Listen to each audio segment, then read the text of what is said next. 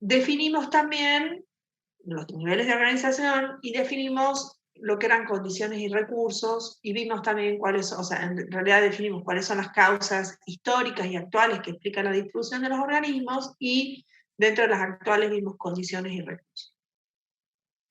Entonces, hasta ahora nosotros nos centramos en mirar cómo los organismos individualmente responden o no a determinados factores ambientales o determinadas variables. ¿Sí? Entonces ahí tenemos todo lo que son las condiciones y los recursos, y entonces uno puede mirar cómo es a nivel individual la respuesta.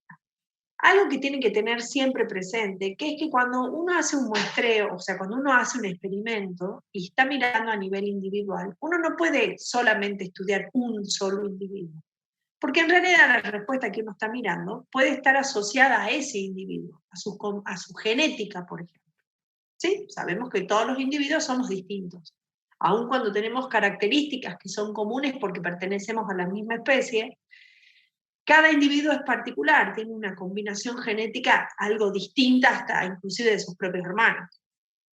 Entonces, teniendo en cuenta eso, cuando nosotros miramos las respuestas individuales, aun cuando estamos mirando cómo se responde eso a nivel individual, uno toma un conjunto de individuos, ¿sí? Pero la respuesta sigue siendo individual.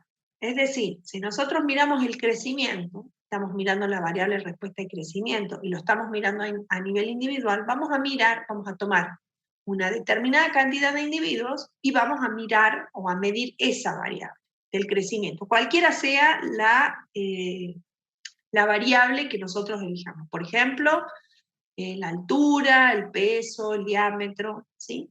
Entonces, con base en medir para cada uno de esos individuos, después nosotros sacamos una media, por ejemplo, y una medida de la dispersión de esos datos y podemos comparar, ¿sí? Podemos comparar, decimos, bueno, la respuesta individual es, crecieron así, entonces podemos tener distintos tratamientos y mirar cómo distintos factores van a afectar esa variable, y para cada uno de esos tratamientos vamos a tener una media y un error o un desvío, y lo vamos a poder comparar, es decir, qué factor afectó más la variable respuesta que yo estoy mirando.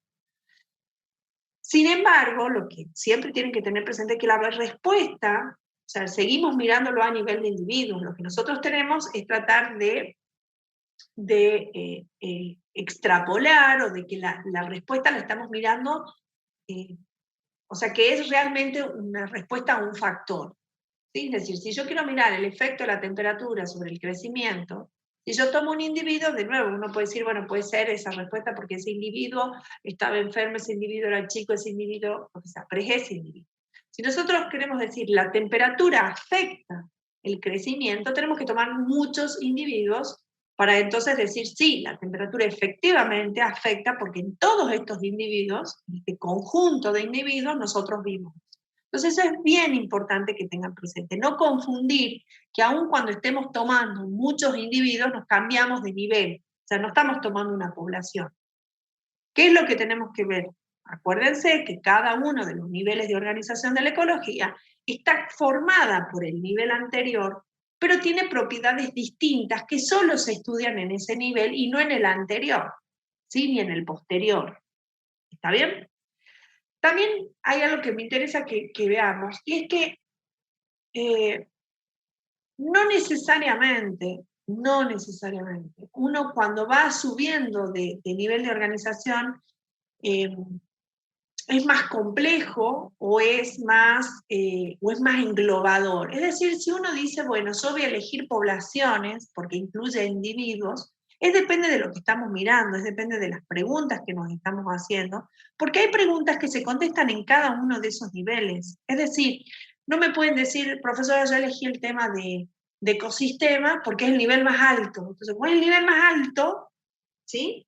Jerárquicamente, pensando de que nosotros en los niveles de organización de la materia vamos desde un átomo a la Tierra, entonces no me pueden decir, bueno, yo elegí ecosistema porque es uno de los que está más arriba y engloba a todos. No, porque el ecosistema tiene propiedades particulares que se estudian en ese sistema. ¿sí? Y hay preguntas que se resuelven a nivel de individuos y hay preguntas que se resuelven a nivel de población. Eso quiero que también lo tengan claro porque ya lo escuché en algún examen de decir, yo elegí este nivel porque es el que engloba todo. No, no engloba, es un nivel distinto, con propiedades distintas, que responde a distintas preguntas y que se aborda su estudio de distinta manera respecto al otro. Por favor, tengan bien en claro eso. Y lo otro es decir, cuando nosotros estudiamos a nivel de individuos, que tomamos muchos individuos para medir o para ver esa variable o el efecto de algo, de algún factor sobre eso, no estamos tomando una población porque tomemos muchos individuos. La respuesta sigue siendo individual. Entonces, a nivel de individuos, nosotros veíamos cómo esos factores afectan la supervivencia, el crecimiento y la reproducción individual. ¿Estamos? Hoy nos vamos a centrar entonces en pasar al siguiente nivel, al nivel de población. Y vamos a ver cómo hay características o propiedades de ese nivel que solamente se pueden estudiar en ese nivel y no en el nivel de individuo. Bueno, yo acá primero puse unas figuras, esta es la distribución, fíjense, del guanaco. Acá hay una distribución histórica y acá hay una distribución actual y acá hay una fotito de los guanacos. ¿Qué es lo que podemos ver? Por un lado, podemos pensar, ¿se acuerdan cuando hablábamos de estas distribuciones potenciales basados en el nicho ecológico? Nosotros podemos decir, bueno, se construye un mapa, ¿sí? Y esta era la distribución que tenía antiguamente el guanaco. ¿Sí? Fíjense que tenía una distribución más amplia y actualmente tiene una distribución más acotada. Entonces uno podría pensar o buscar cuáles son los factores que afectan a esa especie. O sea, ¿por qué esa distribución que era más amplia ahora está más restringida? Con base en eso uno puede plantearnos experimentos y muestreos para ver cuáles son las causas de esa distribución. Ahora en esa distribución nosotros estamos mirando la especie del guanaco. ¿Sí? Una determinada especie de guanaco. No sé si hay varias especies de guanaco, guanaco como guanaco o es una sola, pero estamos mirando a la especie de guanaco. Sin embargo, uno podría decir, bueno, pero los guanacos que están acá por el Perú no son la misma población de los guanacos que están en el sur de Argentina, porque están distanciados, ¿sí? Aun cuando pertenecen a la misma especie, están distanciados. Es decir, no se pueden reproducir. Este guanaco que está en Perú no se va a reproducir con este individuo del guanaco que sí pueden, o sea, si uno los juntara, sí pueden reproducirse, porque son de la misma especie, se van a dejar una descendencia fértil, pero son poblaciones distintas. ¿Está bien? Entonces, ¿cómo definimos una población?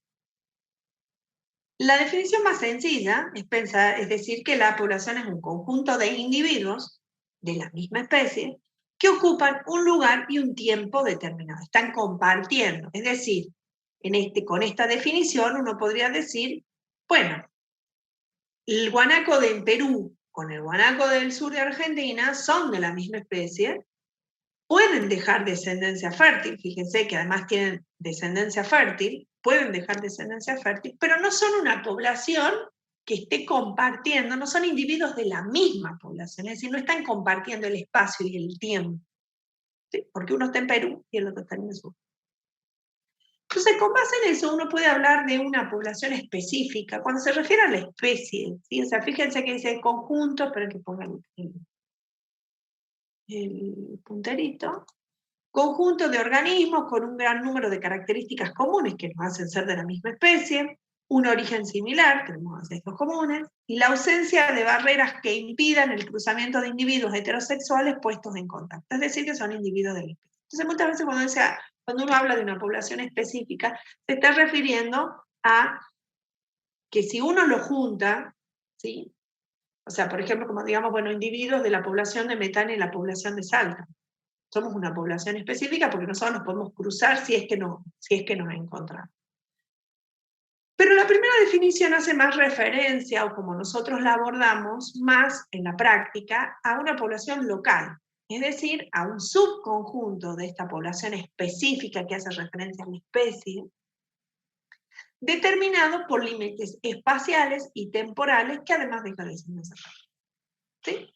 Esto de la descendencia fértil siempre hace a estar pensando, teniendo en mente lo que son los híbridos. O sea, hay muchas especies que se cruzan, pero no dejan descendencia fértil. ¿Está? Entonces, y uno puede tener individuos de una población, o se puede tener una población de híbridos, pero eso no conforman una población bajo esta definición, ¿sí? Entonces, cuando nosotros hablamos de una población local, somos los que efectivamente estamos compartiendo un espacio, o sea, somos individuos de la misma especie que estamos compartiendo un espacio y un tiempo, ¿sí? Y que nos podemos cruzar, o sea, que se pueden cruzar esos individuos y dejar descendencia afuera. Ahora bien, ¿cuáles son, como todo, o sea, uno puede decir, bueno, perfecto, vamos a la anterior, y entonces yo les digo, si nosotros miramos acá estos individuos, miremos, acá tenemos una especie de cactus, y acá tenemos estos ciervitos. Uno claramente dice, bueno, en esto uno puede delimitar la población, es decir, mira, o sea, va al campo, delimita cuál va a ser el límite de su población y cuenta el número de individuos. Cuando tenemos este caso, quizás puede ser un poco más difícil, porque bueno, no sabemos si ahora vamos a ver cómo se clasifican los individuos, pero puede ser quizás un poco más complicado, pero en la medida en que uno delimite, ¿sí?, el espacio, como están compartiendo un espacio y un tiempo, uno dice, esta es mi población de individuos. Pero ¿cuáles son los problemas del enfoque de las poblaciones? Digo, independientemente de que nosotros digamos, bueno, perfecto, una población es ese conjunto de individuos de la misma especie que comparten un espacio y un tiempo. Ahora, tiene límites espaciales en el sentido de decir, bueno, ¿y cómo sé yo dónde termina la población? Porque uno puede decir, bueno, para el guanaco, bueno, uno ve el conjunto de individuos que en general muchas especies están agregadas, tienen comportamientos de agregación, y entonces uno puede delimitar, puede ver uno que otro individuo suelto o aislado, pero en general están en conjunto, están formando sociedades, ¿sí? Ahora, cuando hablamos de árboles o cuando hablamos de plantas, a veces se complejiza, o de corales, de otro tipo de otras especies, a veces se pone difícil determinar el límite espacial, porque yo puedo seguir caminando y puedo seguir encontrando individuos, ¿sí? Entonces ahí se complejiza a veces más, o se pone más difícil determinar dónde está el espacio, ¿sí?, el límite de esa población a nivel espacial, porque a veces uno camina y dice, bueno, ¿hasta dónde camina? ¿Hasta dónde es el límite de mi población? También podría ser pensado decir, bueno, pero si las plantas están fijas, uno puede delimitar más fácil que en el caso de los animales que se mueven. Entonces, bueno, ¿hasta dónde es el límite espacial? O sea, mirando según las características, acuérdense que yo siempre decía que hay que mirar cuáles son las características de cada especie para que nosotros podamos entender y hacer las preguntas correctas y poderlas contestar basadas en las características de cada una de las especies. Y otro problema que se tiene con el enfoque de poblaciones a nivel es el tema de la especie en sí. ¿Por qué? Porque vamos a ver que hay especies con base en sus características que vamos a ver que se pueden clasificar los individuos de distinta manera según cómo, ahora vamos a ver, por ejemplo, cómo se reproducen. Entonces, en el sentido práctico, cuando uno va al campo, la forma o la definición práctica de poblaciones para el estudio de una población es como un grupo de individuos de una especie que se decide estudiar, ¿sí? Entonces yo determino arbitrariamente cuál es el límite de mi población y a ese conjunto de individuos de la misma especie yo la defino como mi población de estudio, como la población que yo voy a estudiar y voy a mirar determinados procesos que están ocurriendo en esa población, ¿sí? Bueno, recién les decía que hay un conflicto a veces en decir, bueno, con respecto a la especie, porque, ¿qué pasa? Si nosotros volvemos a mirar el ejemplo de los ciervos o el ejemplo de los guanacos, es muy fácil saber cuál es un individuo, definirlo a ese individuo. Porque si yo a ustedes les dijera, bueno, vamos al campo y miremos cuántas vacas hay, en realidad no cuántas vacas hay, contemos cuántas patas hay en este predio. Se descuentan y yo les digo, ¿cuántos individuos hay? Entonces dividen el número de patas divididos 4 y le dan cuántos individuos, porque la vaca tiene 4 patas. Entonces ustedes todos podemos fácilmente determinar el número de individuos, ¿sí? Porque tienen una estructura definida, porque tienen una forma definida. con características definidas que nos permite fácilmente decir individuo 1, 2, 3, 4, 5.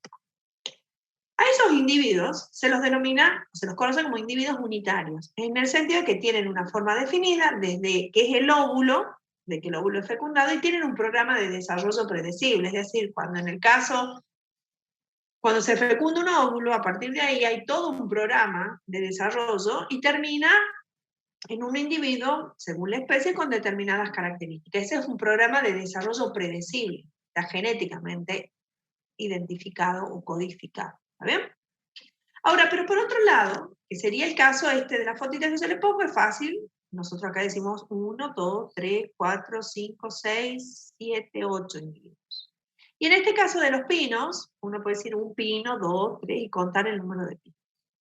Pero ¿qué pasa cuando nosotros tenemos otro tipo? O sea, cuando nosotros miramos especies como plantas o como corales, por ejemplo, donde vemos esto y decimos, bueno, todo esto, fíjense que esta es una foto de una planta de jengibre nativo. Fíjense acá hay como bulbos, ¿sí? Y acá salían estas ramas, o los corales. ¿Cuál es el individuo ahí? Uno puede decir, bueno, no sé, yo miro y digo, bueno, todo este manchón es un individuo. Pero ¿qué pasa si ese manchón a 1 metro hay otro manchón o a medio metro hay otro manchón? ¿Esos son el mismo individuo o no son el mismo individuo? Se complejiza porque los resultados o el análisis que yo haga puede estar sesgado, puede estar subestimado o sobreestimado, porque en realidad no son distintos individuos, son los mismos. Entonces ahí hablamos de individuos modulares. Cuando ustedes en botánica estudiaron el módulo de una planta, definieron que el módulo, se define el módulo como ¿qué? Como el vástago, digamos, el eje, digamos, el segmento entre dos nudos, ¿sí? Y que está formado por una yema y por una hoja tectriz. Ese es el módulo. A partir de esa yema se origina otro módulo, que es el tallo. ¿Sí? Que da orígenes a las hojas y después, en su momento reproductivo, en vez de dar orígenes a hojas, dan orígenes a la flor. Ese es el módulo, ese segmento entre dos nudos con una yema y una hoja tectriz, ese es el módulo. Por eso se llaman individuos modulares, porque se van produciendo módulos. Ahora, esos individuos no tienen forma definida. ¿Sí? Digamos, en el pino, que uno puede verlo al pino, igualmente ese individuo va a variar, ¿sí?, la cantidad de módulos que tenga en función de las características del ambiente, por ejemplo. Entonces, obviamente, hay características que sí están fijadas. Es decir, uno no va a mirar, o sea, un pino tiene determinadas características que lo clasifica como pino, ¿está bien? Entonces hay algunas que uno puede decir, bueno, tiene más o menos módulos porque hubo frío, porque hubo sequía, por lo que sea, ¿sí? La respuesta puede ser distinta y la cantidad de módulos distinta, pero sigue siendo un pino. Ahora, entonces, estos individuos modulares no tienen una forma definida, o sí, pero no definida pensándolo desde unitario. Acuérdense que cuando hacemos clasificaciones siempre es comparativa a la otra, ¿sí? Es decir, un pino tiene una forma mucho más definida que estas plantas, seguro, ¿sí? Pero tiene una forma menos definida que lo que es un ciervo. ¿Está bien? Entonces, ¿quiénes son ejemplos de individuos modulares? ¿Quiénes producen módulos? Las plantas, los corales, las esponjas, ¿sí? Imagínense, meter en el mar y decir, bueno, ¿cuál es un individuo de estos corales? Obviamente que los estudian lo tienen mucho más claro, por supuesto. Tienen un programa de desarrollo impredecible, porque está muy afectado, varía con los factores ambientales, y depende del ambiente, ¿sí? Ese programa de desarrollo. Pueden ser aclonales o clonales. ¿Sí? Aclonales cuando no se propagan vegetativamente y clonales cuando sí. Entonces, con base en eso, dentro de los individuos modulares, nosotros tenemos otro tipo de clasificación o de concepto que son los individuos genet o genetes y ramet o rametes, como traducido en español. Cuando hablamos de un genet, nos estamos refiriendo a individuos que provienen del mismo cigoto, ¿sí? De un cigoto. Es decir, nosotros somos individuos genet o genetes. Los individuos unitarios son individuos géneros, es decir, provienen de un cigoto. En cambio, los ramen, ¿sí?, son individuos que provienen de un genet, o sea, de un individuo originado de un cigoto, pero por multiplicación clonal o por multiplicación vegetativa. Entonces, todos los individuos unitarios, ¿sí?, salvo que haya, no sé, por ejemplo, que digan, bueno, no sé, pero en general todos los individuos unitarios, estoy pensando a ver si hay alguna especie, pero no se me viene a la mente, todos los individuos unitarios son individuos genes. ¿Por qué? Porque se originan de un cigoto. Ahora, dentro de los individuos modulares, uno puede tener individuos genes, como podría ser un pino, por ejemplo, o podría tener individuos ramet, como es este caso. Es decir, que originalmente hay una planta o un individuo que fue originado a partir de un cigoto, pero después tienen la capacidad o la característica de poder propagarse vegetativamente, es decir, como ustedes vieron en botánica, tienen un montón de estructuras o de estrategias que les permiten producir estolones, rizoma, bulbo, lo que sea, que les permite reproducirse vegetativamente. Y cuando se corta, porque el tema sería, bueno, mientras eso no se corte y uno pueda mirar, pueda acabar y pueda mirar que todo eso está conectado, uno dice, bueno, esto es un individuo, porque están todos conectados. Ahora, el problema es cuando se corta esa conexión y queda como otro individuo. ¿Sí? Entonces ahí empezamos con el conflicto de decir, yo estoy sobreestimando la población porque los estoy contando como individuos distintos que en realidad no lo son. Genéticamente uno tendría que hacer un análisis genético para ver si son iguales genéticamente, entonces son el mismo individuo. Si son distintos, entonces son individuos distintos y uno los debería considerar. Entonces, esto le pone un plus de a veces de dificultad al momento de definir la población que nosotros vamos a estudiar, porque cuando tenemos individuos modulares, y además que son ramen, o sea que tienen la capacidad de propagarse vegetativamente, el determinar o el identificar la abundancia de los organismos, es decir, cuántos individuos tiene esa población, se complejiza. Como siempre les digo, ¿qué es lo que tenemos que hacer? Estudiar primero cuáles son las características de la especie que nosotros estamos trabajando y poder determinar o definir esas características que nosotros debemos conocer a priori para poder estudiar a esa especie o a esa población en particular. Si tienen preguntas, me van haciendo, y los que no tengan micrófono, acuérdense que si escriben en el chat, alguno que sí tenga micrófono, hágame el favor de preguntarme porque yo no los veo.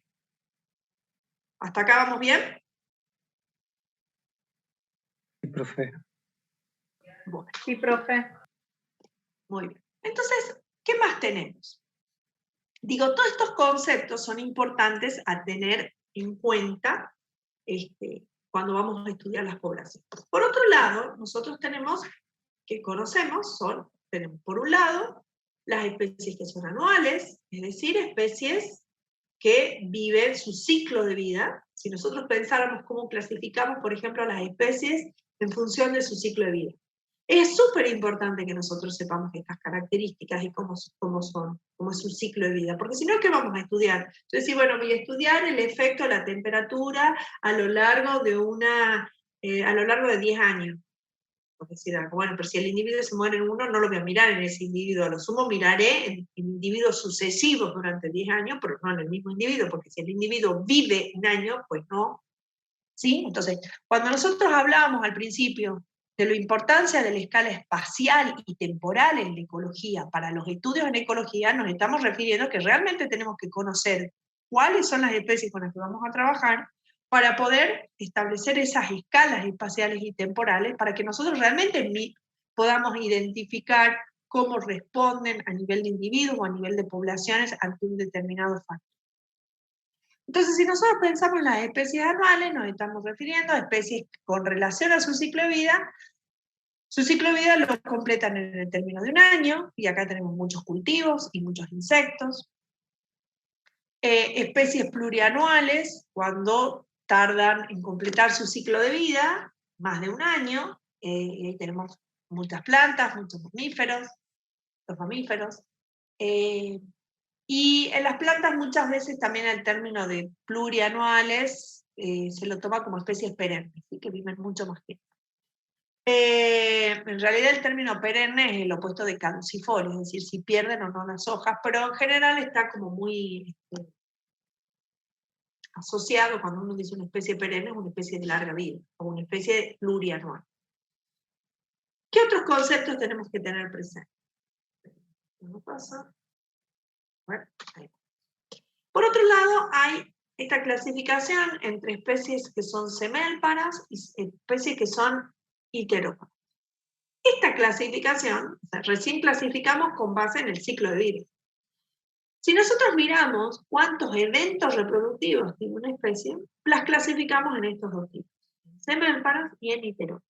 Y todos estos conceptos son importantes para que después nosotros podamos modelar o mirar cómo es la dinámica de una población. Dependiendo de si es una cosa o es otra, los modelos van cambiando. Nosotros vamos a predecir cómo es la abundancia de los individuos de esa población, o vamos a predecir lo que nosotros estemos estudiando basado en cómo son estas características. Entonces, fíjense, las especies semélparas tienen un único evento reproductivo, ¿sí? A lo largo de su vida. Es decir, pasan el mayor tiempo de su vida en estado vegetativo, ¿sí? O no reproductivo, y se reproducen una vez y mueren. Esas son las especies semélparas. ¿Sí? El gasto energético en la reproducción es muy elevado, o sea, toda la energía la destinan finalmente a la reproducción, se reproducen y mueren, en general tienen ciclos de vida cortos, por ejemplo, las especies anuales. O sea, piensen en cualquier cultivo, con los cultivos tradicionales pueden ser como mucho bianuales, ¿sí? Pero tienen una estación de crecimiento, se reproducen, largan semillas, por ejemplo, y mueren, ¿sí? Esa población vamos a ver que después vamos a seguir, esa especie la vamos a seguir en el tiempo a partir de las semillas que entraron al banco. Ejemplo, la mayoría de los invertebrados, algunos peces, algunas plantas herbáceas. Esto, ustedes cuando estudien pueden buscar ejemplos específicos que les permita ser más concretos y no tan amplios, y pueden decir, bueno, a ver, yo voy a buscar una especie que es un ejemplo específico, lo voy a buscar y decir, este es semélpara. Su ciclo es así, vive tanto tiempo y a tanto tiempo se reproduce y después muere. Por el contrario, las especies iteróparas tienen múltiples eventos reproductivos, ¿sí? A lo largo de su vida.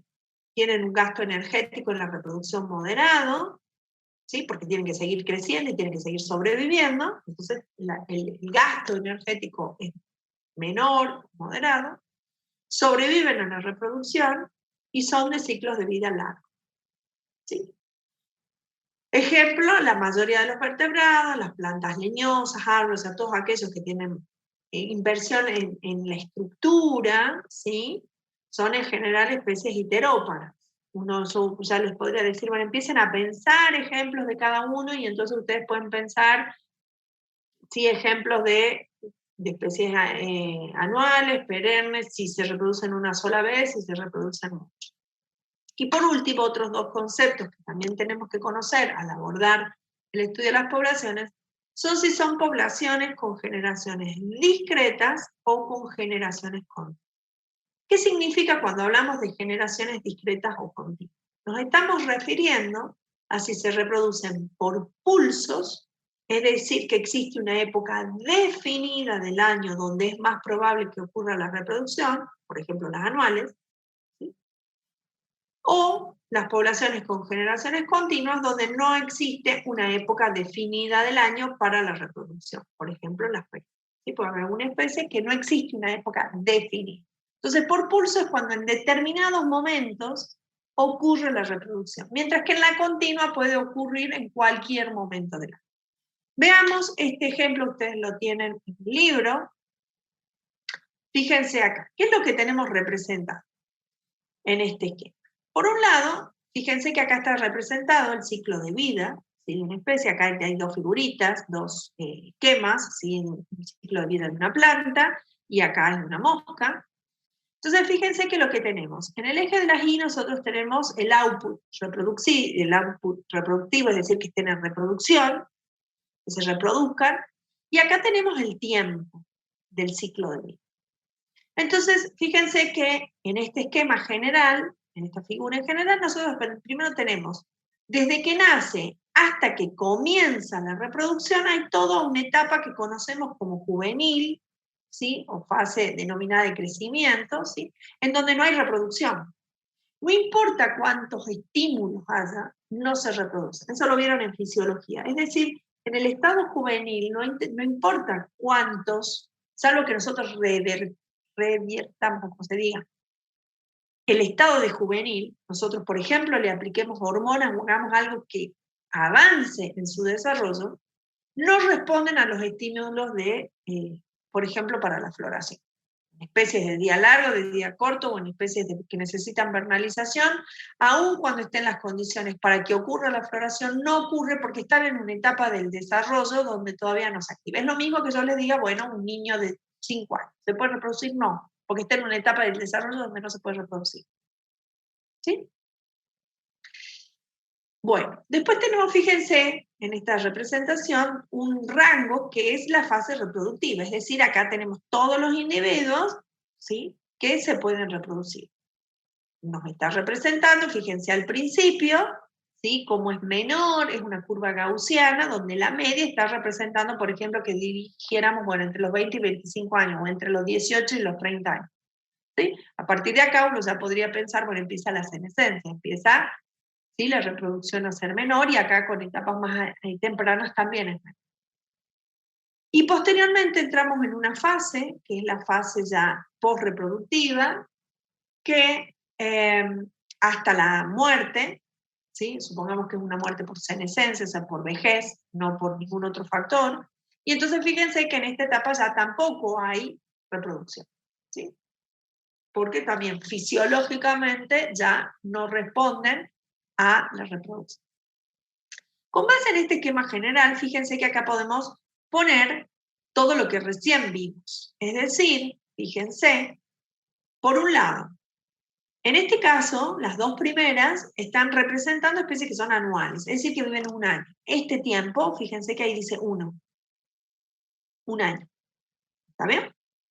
Y todas las que están para abajo viven más años. Tenemos el año 1, 2, 3, 4, 5, el número de años. Entonces, con las especies anuales, tenemos especies anuales que viven un año, especies plurianuales.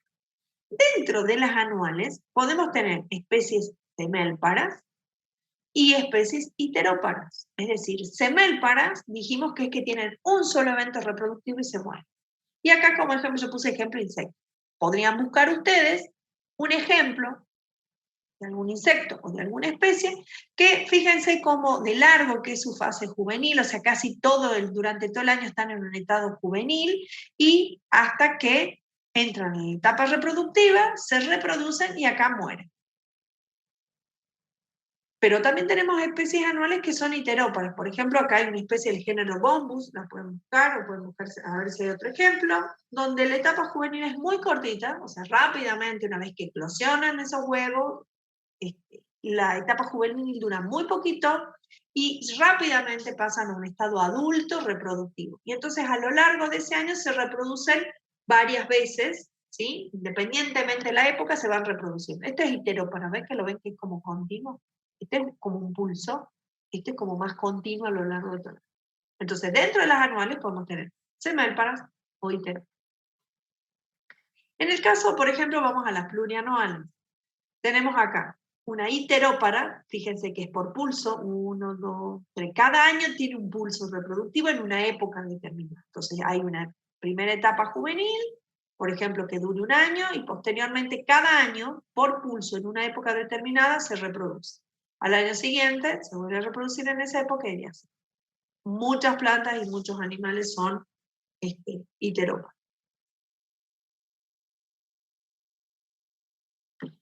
Iteróparos, por ejemplo, tenemos el caso de, en este caso, fíjense, vamos a ir un poquito para todo. Aguantemos. En este caso, fíjense que en esto que yo les decía, poblaciones con generaciones discretas o poblaciones con generaciones continuas, en este ejemplo, ¿sí? Podríamos dividir también acá si tenemos generaciones discretas o generaciones continuas. Dijimos, iteróparas, ¿sí? Iterar es repetir, ¿sí? Entonces, fíjense que acá las dos son iteróparas porque esta lo hace por pulso, ¿sí? Y esta lo hace en forma continua. O sea, lo que sí podríamos separar en este caso es si es discreta o si es continua. Discreta, ¿por qué? Porque va, ¿sí? Fíjense, de manera por pulso. Hay una reproducción acá, al año siguiente hay otra acá, al año siguiente hay otra acá. En cambio, esta es continua porque en el caso de nosotros no hay una época determinada para la reproducción. De hecho, nacen bebés todos los días. ¿Sí? Entonces, en el caso del iterópara con generaciones continuas, claramente estamos nosotros, ¿sí? Donde la reproducción puede ocurrir en cualquier momento del año. Me pica la nariz. ¿Estamos? Entonces, con este esquema, que lo tienen en el año pasado, en el PowerPoint del año pasado y de todos los años, búsquense particularmente ejemplos que a ustedes les permitan tener eso, para que después, cuando vayamos avanzando y vayan a la parte práctica ustedes, o para el examen final, puedan tener ya ejemplos que les permitan explicar todo el tema de población. ¿Está bien? No digan así al azar cualquiera, porque a veces ustedes cuando dicen, no mencionan así como vengo mencionando yo, a veces se meten en problemas porque eligen una especie que justamente no estaría haciendo lo que sea. Entonces, una recomendación particular es que ustedes con esto se tomen el trabajo de buscar, y si no vamos viéndolo, bueno, ¿está bien? Entonces, por el otro lado, dentro de las especies plurianuales también tenemos especies que son semelpantes.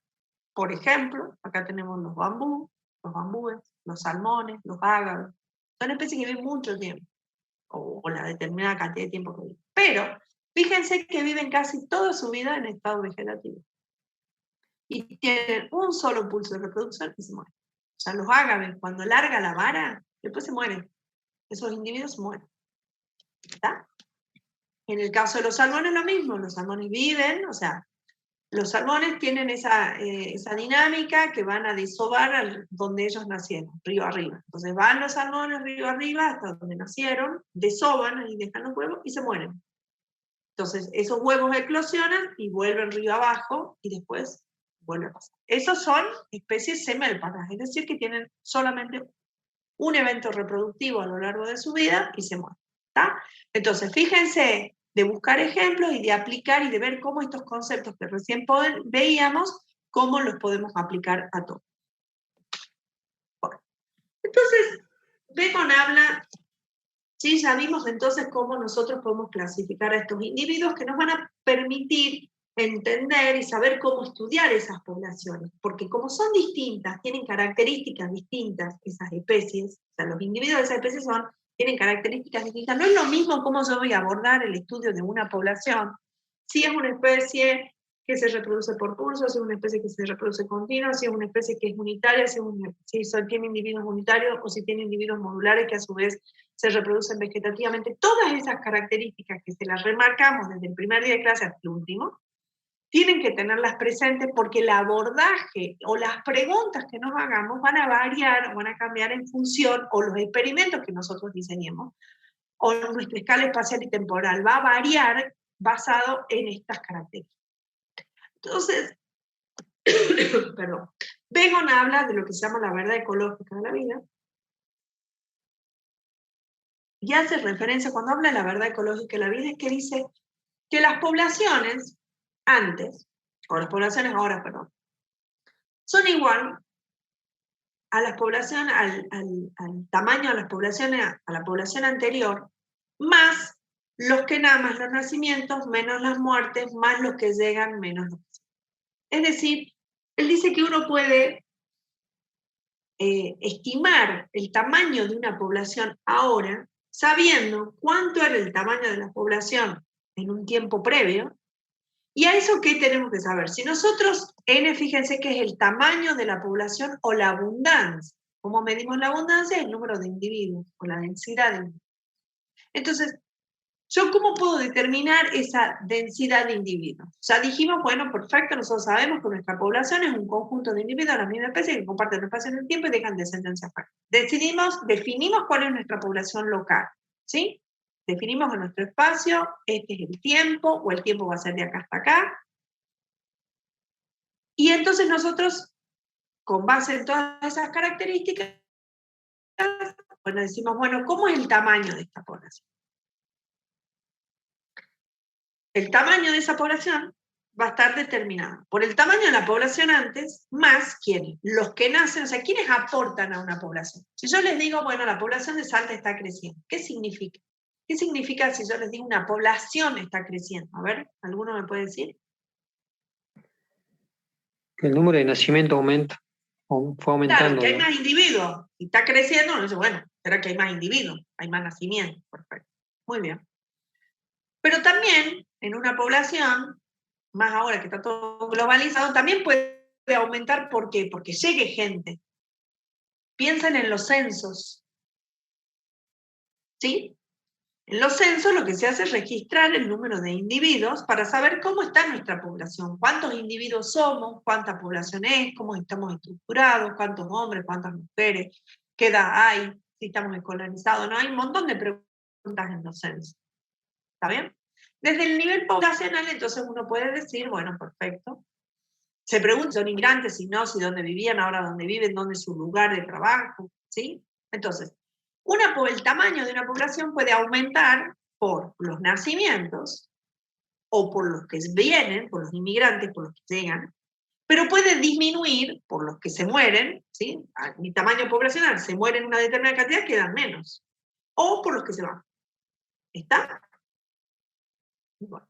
Entonces, con base en eso, con base en esta verdad ecológica, para las poblaciones, nuestros atributos primarios son esos, los que acabamos de ver. Los atributos primarios de una población, o sea, ¿qué es lo que nosotros primariamente vemos en una población? ¿Cuáles son los primarios? Son el tamaño de una población, es decir, cuántos individuos forman esa población, la natalidad, cuántos individuos nacen por hembra, la mortalidad, cuántos individuos mueren en esa población, y las migraciones, donde incluimos la emigración y la inmigración. Esos son los atributos que miramos de primera en una población, las características primarias. Pero también tenemos otros atributos que son atributos secundarios, que son la distribución espacial, es decir, dónde se... ahí está. ¿Sí? Fíjense que en este primer esquemita, donde hay como un ganso, una población de gansos, acá tenemos el número de estas aves en función del tiempo. Y entonces uno podría decir, miren, acá hay una población en un determinado lugar, acá en África, acá no sé en dónde.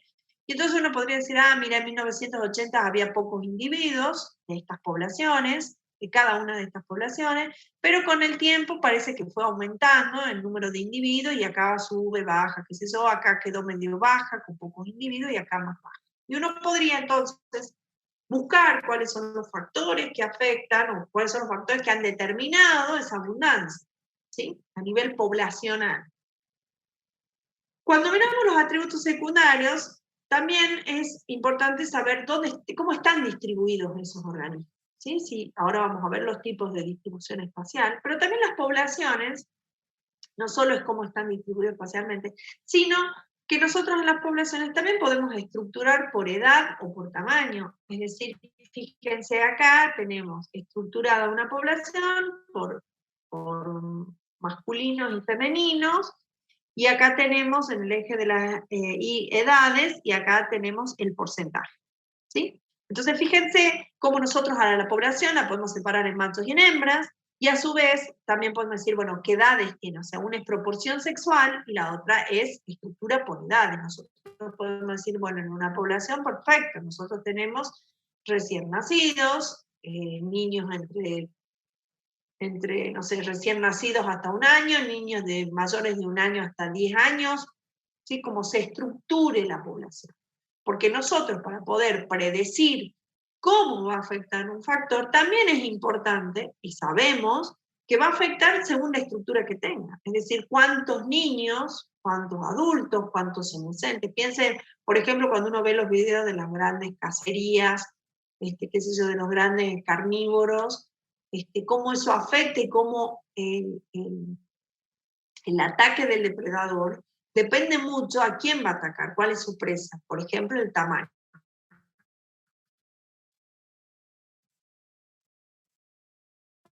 Entonces, que ataque a un adolescente, que ataque a una unidad reproductiva, porque uno podría decir, bueno, perfecto, si ataca a un juvenil, va a estar afectando a las primeras estadios. Si ataca a un reproductivo, va a estar afectando los nacimientos. Si ataca a un senescente, probablemente, o sea, disminuye la abundancia, pero no la afecta, ¿sí?, en cuanto a el aumento de esa población. Y entonces, esas cosas son muy importantes de saber, por eso es que las tenemos que definir, tenemos que estudiar o establecer esas propiedades emergentes de cada una de las poblaciones que nosotros estudiamos, porque con base en eso vamos a poder estudiar lo que nosotros quieramos, ¿sí? Los efectos de lo que ustedes, de lo que se plantea. Entonces, miren, bueno, entonces miremos cuáles son estos atributos primarios. Esto lo mismo ustedes lo van a ver en el práctico, yo simplemente se los menciono, ustedes van a hacer ejercicios con esto. Entonces, cuando nosotros hablamos del tamaño poblacional o de la abundancia, nos estamos refiriendo a la cantidad o números de individuos relativizado a unidad de área o de volumen. Es la densidad. Es cuántos individuos en total yo tengo en esa población. ¿Sí? Cuando hablamos de la natalidad, nos estamos refiriendo al número de organismos recién nacidos por hembra y por unidad de tiempo. O sea, cuántos niños nacen por hembra por día. Niños o crías o lo que sea, ¿sí? O cuántas semillas tiene una planta por unidad de tiempo. Cuando nos referimos a la mortalidad, nos estamos refiriendo al número de individuos muertos por unidad de tiempo.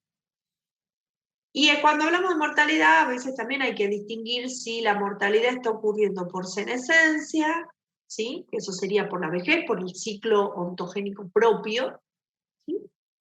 O podemos estar hablando por enfermedades. Y entonces acá, por ejemplo, si nosotros estamos pensando en el COVID, como en la población humana, y dependiendo cómo son esas poblaciones, cómo se afectan esas poblaciones, por ejemplo, nosotros sabemos que el COVID afecta más fuertemente a la estructura de edad mayor, ¿sí?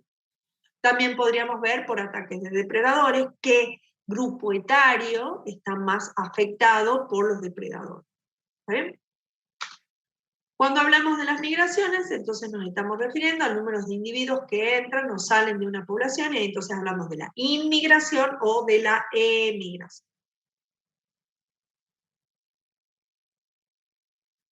Ahí ya se me enfrió el café. Bueno, sigamos. Entonces, acá en lo de las migraciones, entonces dijimos que los inmigrantes son los que se van, y los inmigrantes son los que se van. Hay algo que tenemos que tener presente. ¿Y qué es? Hay dos procesos, uno que nosotros conocemos como dispersión y otro que conocemos como migración.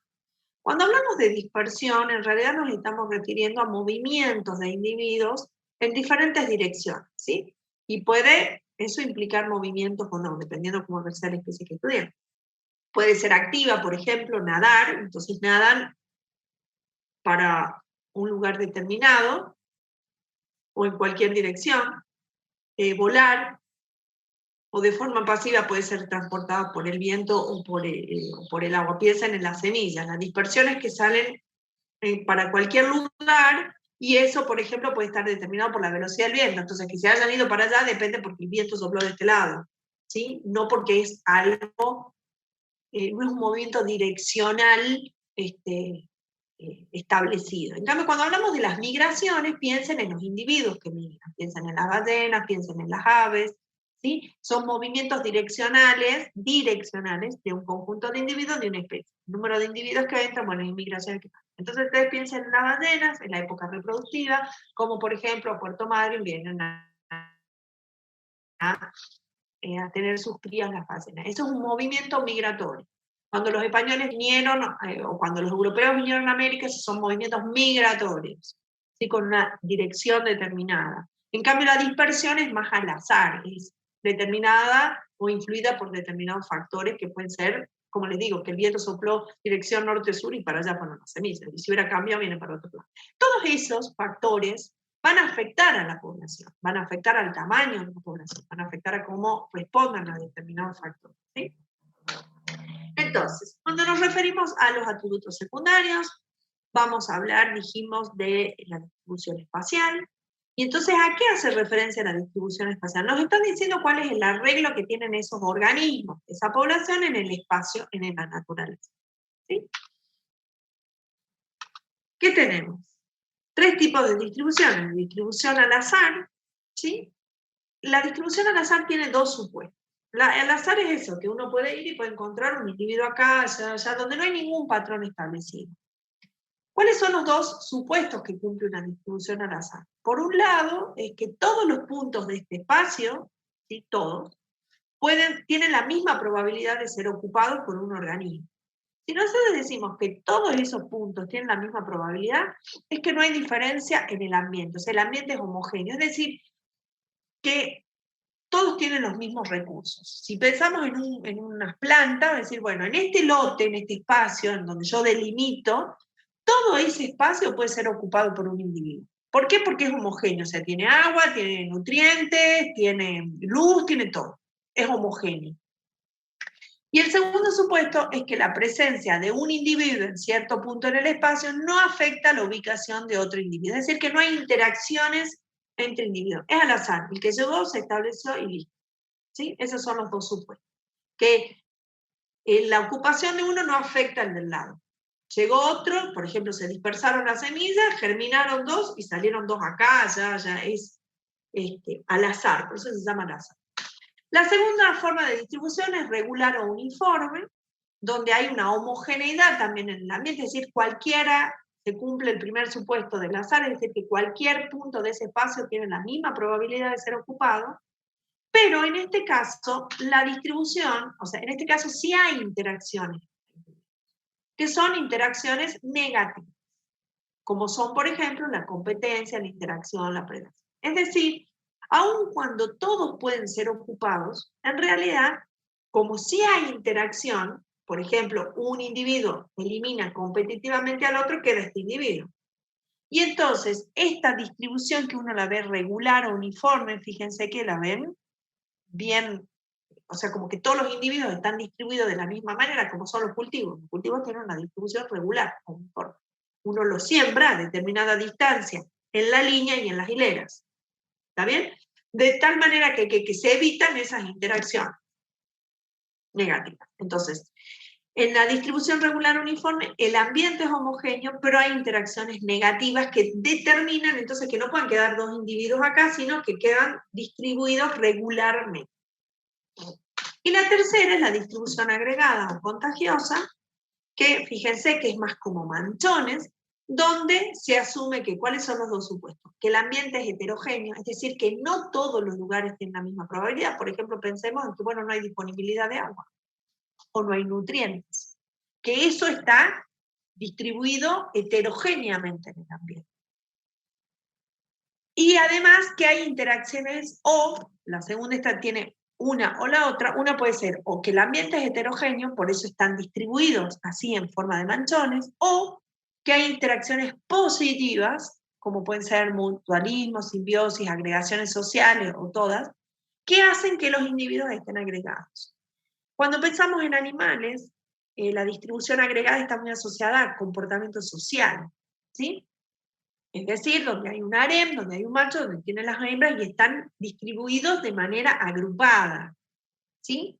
En el caso de las plantas, bueno, también podría haber los manchones de vegetación, donde uno empieza a caminar y ve manchones de vegetación, entonces uno puede asumir que hay una distribución de tipo agregada o contagiosa, ¿sí? Y podría pensar entonces que el ambiente es heterogéneo. ¿Cómo se distribuyen los individuos? Va a ser cómo va a ser el muestreo de nuestra población. ¿Está bien? Algo muy importante que tenemos que tener presente cuando hablamos de la distribución espacial de los organismos de esa población es que el arreglo espacial va a cambiar según sea la escala que estamos mirando. Es decir, si yo les digo, ¿Qué tal si yo en vez de tomar todo este espacio, solamente me centro en este cuadradito? Esa es mi escala espacial. En esa escala espacial, mi distribución es al azar probablemente, ¿sí? Si solamente tomo este pedacito. Ahora, si yo amplío la escala, es agregada. ¿Está bien? ¿Se acuerdan que yo en la primera clase les mostré una distribución de una planta? Que si nosotros lo veíamos más a escala de la isla, tenía una distribución, y si nos íbamos acercando, si íbamos bajando la escala, podría llegar a ser hasta una distribución de tipo al azar. Es decir, podíamos ver primero una contagiosa, como vemos acá, y podíamos terminar, si bajábamos mucho la escala, a que esos individuos están distribuidos de manera al azar en este pedacito de espacio. Entonces, eso es muy importante tener en cuenta, que el arreglo espacial puede cambiar según la escala en la que se está estudiando, se está observando o estudiando esa población.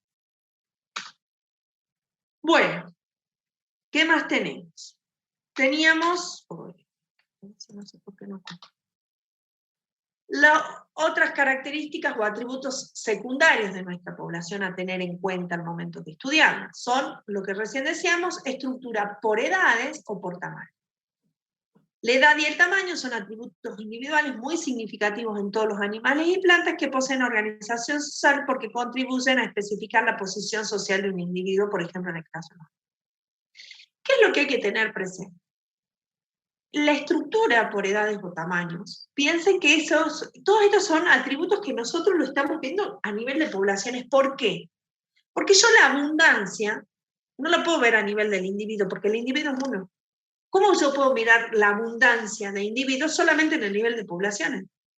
¿Estamos de acuerdo? ¿Cómo puedo ver la natalidad, el número de hembra, el número de crías por hembra por tiempo, a nivel de una población? Porque en el caso de nosotros, yo puedo decir, bueno, cuántos hijos podría tener a lo largo de mi vida.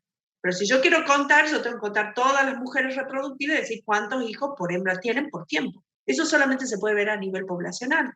La mortalidad, nosotros podemos decir, bueno, se murió el individuo. Pero a nivel poblacional, si yo quiero ver la mortalidad, o sea, el número de individuos que mueren por tiempo, solamente lo puedo mirar a nivel de poblaciones. Cada una de estas propiedades, analícenla y van a ver que solamente la pueden mirar a nivel de la población, del conjunto de individuos de la misma especie. No lo pueden mirar o medir a nivel de un individuo. ¿Sí? La estructura por edades, cada individuo va a tener una edad, pero cómo se estructure, solamente lo puedo mirar a nivel de población. O sea, ¿cuántos individuos tengo en este rango etario? De 0 a 5 años. ¿Cuántos individuos tengo? Solamente lo puedo mirar en una población. ¿Sí? A un individuo no lo puedo estructurar por edad, ni lo puedo al individuo. El individuo sí puede estar dentro de una estructura de edades, pero lo estamos mirando a nivel de la población. Eso es lo que tienen que tener bien en claro de cuándo estamos en un nivel, qué miramos a un nivel y qué miramos en el otro. Es decir, esas propiedades solamente las podemos mirar a nivel de la población. Estas estamos mirando. En el caso de algo importante es, fíjense si nosotros tenemos individuos unitarios, nosotros con desarrollo definido, nosotros claramente vamos a poder mirar, vamos a poder estructurar nuestra población por edad. Porque nosotros sabemos cuándo nace y vamos contando los meses y nos tiene 1 año y 3 meses, 1 año y 5 meses, 1 año, y los podemos estructurar. Ahora, cuando estamos en individuos modulares, la cosa se complejiza. Porque salvo que nosotros hayamos visto cuándo nació esa plántula y cuánto tiempo lleva, que tiene una edad, por supuesto que lo tiene, es muy difícil cuando yo abordo el trabajo, cuando yo llego a una población y la quiero estudiar, saber cuántos años tiene. En los árboles a veces se cuentan los anillos de crecimiento, pero es muy difícil que establezcamos que a una población natural nosotros podamos decir cuántos años tiene esas plantas. No lo sabemos. Entonces, en esos casos, para individuos modulares lo que se hace es estructurar por tamaño. Yo establezco rangos de tamaño. Yo digo, bueno, de la plantulita de 1 centímetro hasta 5 centímetros es mi primer rango. Desde mayor de 5,1 a 10 es el segundo rango. Entonces yo estructuro la población por los tamaños. ¿Cuántos rangos yo voy a poner? Va a depender de la especie, de nuevo. O sea, imagínense que tengan un árbol que pueda llegar, una especie que los árboles puedan llegar a medir 120 metros. Pues no voy a ir separando de a 5 la estructura porque entonces no voy a terminar nunca. siempre esa estructura de esa población para poder estudiarla va a depender de las características que tenga la especie. Ahora, si la planta, el tamaño máximo llega a 20 centímetros, bueno, probablemente mis rangos sean más pequeños. Por eso siempre hay que estudiar, conocer las características de la especie para poder estudiarla. Bueno, acá nada más hay unos ejemplos de edades. Fíjense, estas son ejemplos de poblaciones que están estructuradas por edades. Fíjense cómo el patrón es distinto. Miren, en este caso es una distribución de edades de tipo J invertida.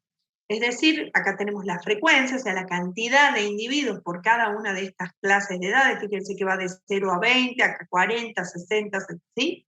Entonces, fíjense que uno podría decir, bueno, esta población se caracteriza por tener mayor frecuencia o mayor cantidad de individuos en las primeras fases, ¿sí?, del ciclo de vida y menos, es decir, tiene pocos senescentes o adultos senescentes. Esta otra, fíjense que parecería ser una cuestión como más bimodal, y uno podría decir, bueno, ¿por qué hay menos individuos de 40? ¿Por qué en ese rango etario hay menos individuos? Entonces uno podría pensar que quizás hubo una enfermedad cuando eran no sé, juveniles, y entonces en esa clase etaria hay menos, o uno podría pensar, no sé, el COVID acá, no sé, ¿está? Entonces es importante, porque además hay muchas cosas que están asociadas a la edad, como estamos viendo con el COVID. Miren esta, por el contrario, opuesta a la primera, como no hay clases, individuos de las clases primeras, de las primeras edades, y hay más tirando a senescentes. Esto es como típico lo que siempre muestran para las poblaciones europeas, que no tienen hijos, entonces son poblaciones senescentes. ¿Sí? Esta es simplemente por tamaños. Fíjense, son distintas pasturas, y entonces como en función de esas pasturas, bueno, uno puede, en función está categorizado por pesos, y entonces como hay más o menos individuos de cada una de esas pasturas según esa clasificación. Bueno. Con relación a la proporción sexual, la relación de sexos en una población afectará claramente la tasa potencial de reproducción y puede afectar las interacciones sociales en muchos vertebrados. O sea, la estructura por la proporción de sexos es muy importante desde lo reproductivo. Si nosotros estábamos diciendo que los atributos primarios es la natalidad y la mortalidad, sobre todo la natalidad, es muy importante saber la proporción de sexos que tengamos, porque las hembras son las que aportan al crecimiento de la población, ¿sí? O también para la mortalidad, muchas veces la mortalidad está asociada a la edad, como podemos ver con el COVID o qué sé yo, o con cualquier otra enfermedad o enfermedades que atacan principalmente a niños, y entonces cómo va a quedar la densidad o el tamaño de esa población según el sexo. Perdón, recién estaba relacionándolo con edad, pero puede ser, hay enfermedades que afectan más a los niños varones que a las niñas mujeres o al revés. Y bueno, y obviamente esto que estábamos diciendo de la natalidad, del aporte de las mujeres a la reproducción. En este esquema simplemente muestra, como recién les decía, acá tenemos la proporción, o sea, los masculinos, las mujeres, y tenemos representadas las clases, o sea, está estructurada por edad y por proporción sexual. Entonces, si uno lo mira como más de costado, uno puede decir, bueno, parece ser que la mayor frecuencia, o sea, la mayor cantidad, porcentajes de individuos es, en este caso para los hombres, en la edad de 40 a 44, y bueno, parece ser que para mujeres lo mismo. Hay menos, hay entre 80 y 84 y hay más. Pero esto también, como es esta distribución, puede estar afectada fuertemente por el sexo. ¿Sí? O sea, por ejemplo, que los hombres mueren más jóvenes, entonces probablemente en esta parte puede ser que haya menos cantidad de individuos en estas clases de edad para los hombres y haya más para las mujeres, por ejemplo. Bueno, y creo que, y esto ya es lo último, esto es simplemente mostrarles, un ejemplo, es la estructura promedio de, esto es la estructura promedio de las poblaciones de roedores, de estos sigmodontinos, son varias especies, 1, 2, 3, 4. En verano, fíjense que acá los tenemos separados por épocas, ¿sí?, del año. En el Parque Nacional Igualcalén, las barras grises representan la proporción de ejemplares discriminados por sexo, ¿sí? Para un lado tenemos los machos y para el otro lado las hembras. ¿Qué más? Bueno, están separados por sexo y edad. ¿Sí? Fíjense que acá lo que tenemos son la edad, que esta edad está estimada a partir de, por sexo y por edad, y además, ¿qué más? Sobre la capturado por cada estación. La edad en meses, considerando un mes, 28 días, se calculó a partir de la longitud, siguiendo los criterios de... Entonces, fíjense lo que nosotros tenemos. Miren cómo es la estructura de esas poblaciones, de las distintas especies, según la época del año, o sea, cómo hay una variación en la proporción tanto de machos y de hembras, de la cantidad de individuos que tenemos para cada una de esas clases de tamaño, ¿sí? Y entonces, cómo eso puede variar, no solo entre especies, porque fíjense cómo varían esas barras, inclusive en algunos lugares ahí no está representada una determinada edad. Entonces, cómo eso puede variar en el tiempo para una misma especie, cómo esa estructura, por tamaños y por edades y por sexo, puede cambiar no solo entre especies, sino en la misma especie, dependiendo de la época del año. ¿Sí? Esto tiene que ver, de repente puede ser por mayor mortandad, por menor mortalidad, por mayor mortandad, por menor natalidad, porque determinadas clases de edades están más afectadas respecto a otras, ¿sí? Entonces, ¿qué es lo que nosotros hacemos a nivel de las poblaciones? Por un lado, describimos la estructura, el tamaño, o sea, primero el tamaño poblacional, ¿sí? Ese atributo primario que es el tamaño de esa población, la estructura que tiene esa población y sus cambios en el tiempo, que es lo que vamos a ver la clase que viene. Vamos a mirar la dinámica de población, cómo esto cambia, esto que estamos mirando de manera fija, lo vamos a ver cómo se puede determinar ese cambio, ¿sí? Ese cambio en la abundancia. Además comprendemos, ¿sí?, o estudiamos cuáles son esos mecanismos intrínsecos, o sea, derivados de la propia estructura poblacional, que es la que establecimos, la que determinamos inicialmente, y extrínsecos, o sea, relacionados al ambiente, al manejo de la población en la que van a afectar esa dinámica, ¿sí? Es decir, nosotros vamos a mirar cómo esa población que nosotros determinamos su abundancia, que la estructuramos, ¿sí?, vamos a mirar cómo cambia en el tiempo. Afectada por cuestiones intrínsecas que hacen a esa propia estructura, como a lo que pasa con el ambiente. Y finalmente, lo que nosotros vamos a hacer es predecir la respuesta de esas poblaciones frente a distintas hipótesis de manejo o de cambio climático, por ejemplo, en interacción con otros factores intrínsecos, ¿sí?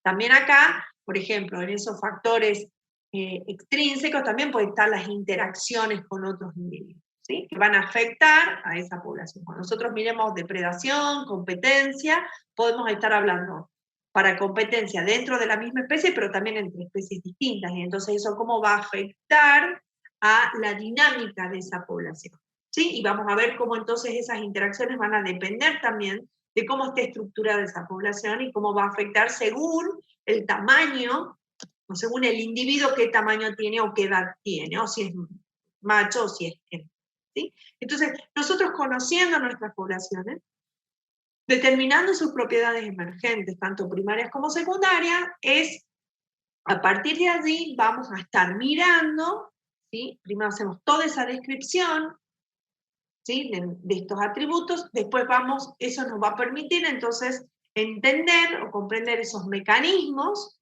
¿sí?, tanto intrínsecos como extrínsecos, que van a afectar esa dinámica, este cambio que nosotros estamos mirando acá, ¿sí?, para estas especies, y además vamos a poder predecir, o sea, modelando, vamos a poder predecir qué le va a pasar a esas poblaciones si cambian alguno de los parámetros que nosotros estudiamos, ¿sí? Eso lo vamos a ver en la clase que viene. Uy, qué clase corta. Bueno, no tan corta, media horita.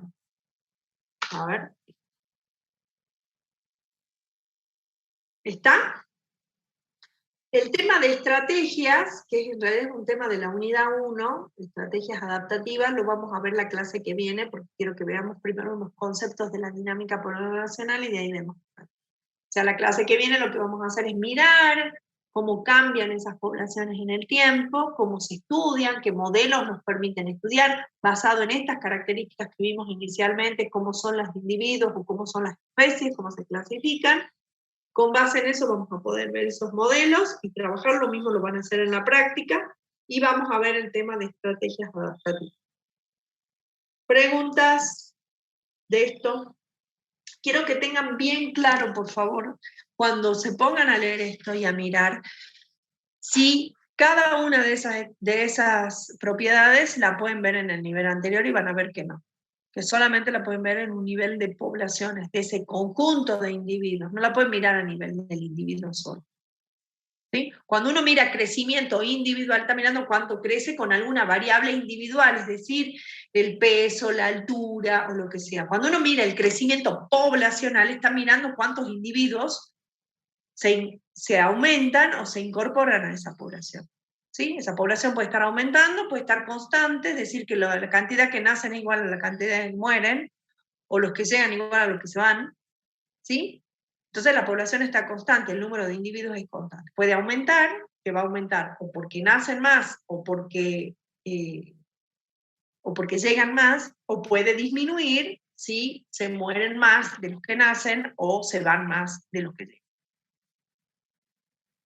¿Están? Pero eso solamente lo podemos mirar a nivel de la población. ¿Preguntas? Profe, Sí. ese gráfico donde hablaba de especies iteróparas y semelparas, algo así, ¿de qué libro es? Eso está en el Begon. En el Begon, ajá. Sí, todo eso está en el Begon. De hecho, esa figura está en el Begon. Sí. Eso es algo que en realidad, como siempre les digo, ustedes si se ponen a pensar en la cantidad de especies que conocen, eso está como incorporado. El tema es que nosotros no le poníamos términos. ¿Está bien? O sea, ustedes tampoco van a andar por la vida diciendo, ay, este es especie semélpara, ay, este es especie iterópara. Son términos que se utilizan en ecología que nos permiten, cuando utilizamos los modelos, entonces saber si son especies con generaciones discretas, con generaciones continuas, si se reproducen por pulsos, si se reproducen de manera continua, que nos permiten estudiar la dinámica de las poblaciones. Pero no son conceptos que nosotros utilicemos a diario. No es algo que ustedes van a tener que aprender para toda la vida y decir, si no sabes que es una especie semélpara o una especie iterópara, no podés estudiar una población. Claro que sí, porque de hecho ustedes lo saben. Digo, cuando yo les decía, busquen ejemplos, van a ver que están, ¿sí? No, digo, lo estamos mirando y lo estamos estudiando y lo van a tener que estudiar en un contexto de cómo se estudia la dinámica de las poblaciones y cómo son los modelos de población. ¿Está bien?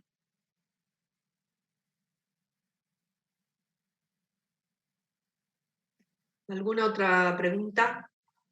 O de las clases anteriores, acuérdense que me pueden preguntar si tienen dudas de las clases anteriores, lo vamos viendo, no tengo problema.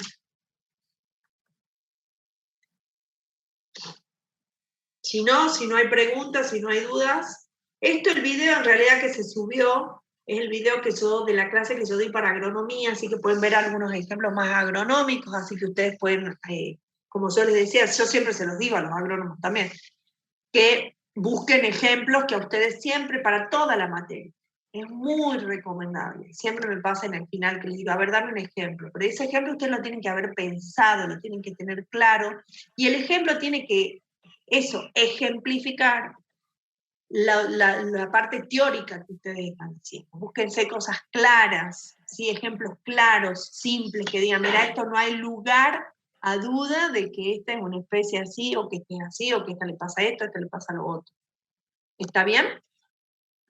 Entonces, el video que van a ver es el que yo grabé el año pasado para agronomía, porque en biología cuando lo tratamos de grabar no se grabó un problema, así que esa clase es de agronomía, pero es lo mismo, tienen los mismos temas, está desarrollado igual y ustedes pueden hacer el trabajo con la ayuda del libro. Acuérdense que el Vega tiene muchos ejemplos, esa es la ventaja que tiene. Busquen los ejemplos que usted diga, ay, buenísimo, este le entendí perfecto, ya lo registro, lo anoto y entonces para contar esto utilizo este ejemplo. Esa es la ventaja que tiene el Vega, que tiene un montón de ejemplos. O si no, busquen otro que ustedes conozcan de otras especies. ¿Estamos?